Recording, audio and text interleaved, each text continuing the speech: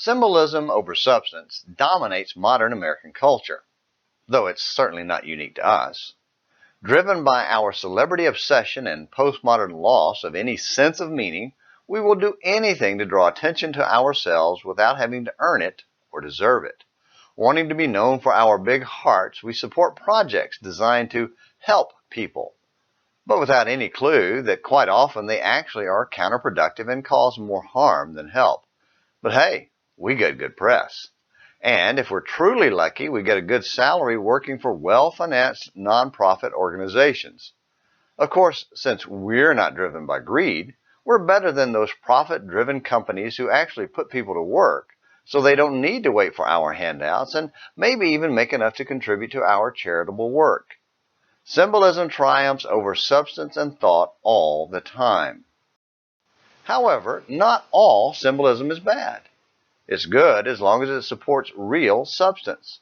When Joshua led Israel across the Jordan River, they participated in two events that carried great symbolism along with their substance.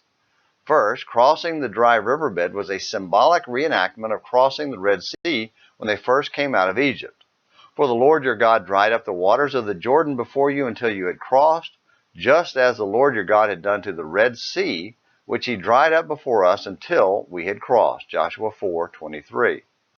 Both events were reflections of the saving grace of God with symbolic connections to the act of water baptism. For I do not want you to be unaware, brethren, that our fathers were all under the cloud, and all passed through the sea, and all were baptized into Moses in the cloud and in the sea. 1 Corinthians 10, verses 1 and 2. Second, as soon as they crossed the Jordan, the men were called upon to do something truly radical: be circumcised. Again, a symbolic act that symbolizes the greater act of heart circumcision that humbles one before God.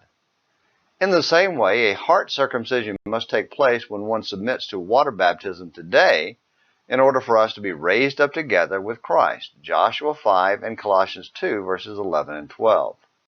The timing of the crossing was also impeccable because as soon as they recovered from the circumcision, it was time for the Passover. Joshua 5, verse 10. The Passover was a tremendously symbolic event that looked forward to the death of Jesus. Baptism itself is a reenactment of the death, burial, and resurrection of Jesus. Romans chapter 6, verses 3 and 4. Any symbol that relates to and connects us to the death, burial, and resurrection of Jesus Christ is substantive. And rejection of the symbol of baptism is a rejection of the substance of Christ.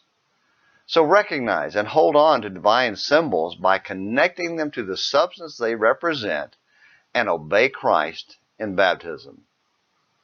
Well, until tomorrow's Morning Minutes in the Bible, this is James McClenny hoping you have a great day.